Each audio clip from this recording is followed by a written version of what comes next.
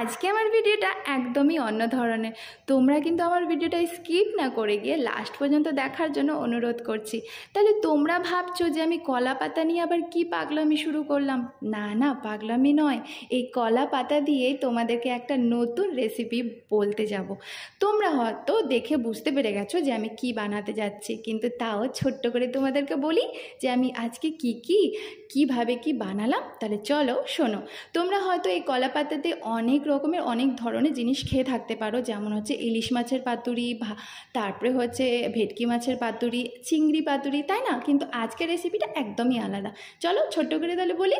এটা হচ্ছে গিয়ে আমি ছানাটা হাতে ভালো করে ম্যাশ করে নিয়েছি, আর আমি মশলা দিয়েছিলাম গোটা সর্ষে, কালো সর্ষে, আর হচ্ছে গিয়ে সাদা তিল, আর সামান্য নুন, সামান্য চিনি, সবগুলো একসাথে ভালো করে মিক্স করে নিয়ে আমি কলা পাতাটাকে ভালো করে ধুয়ে নিলাম। ধোয়ার পরে আমি মিশ্রণটা রেখে দেওয়ার পরে তারপর দেখলেই ওপরে আমি সামান্য সর্ষের তেল দিলাম, গোটা কাঁচা লঙ্কা দিলাম, দেওয়ার পরে সুতোতে ভালো করে বেঁধে নিয়েছি যাতে খুলে না যায়, বেরিয়ে না যায়। তারপরে তাওয়ার মধ্যে সামান্য তেল দিয়ে আমি ওটাকে ভাপে ভাপে হালকা আঁচে রান্না করতে হবে। তাহলে দেখতেই পাচ্ছ বন্ধুরা, আমার রান্নাটা রেডি, চট জলদি পট হয়ে গেছে।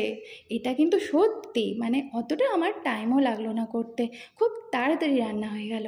আর তোমাদেরকে আমি তাহলে বলি এখন খেয়ে যে কেমন টেস্ট হয়েছে, তাই না? আর এটা আমি প্রথম করলাম, আসলে একটু আমার ভয় লাগছিল যে কেমন হবে খেতে, কেমন হবে, কিন্তু চলো খেয়ে দেখা যাক।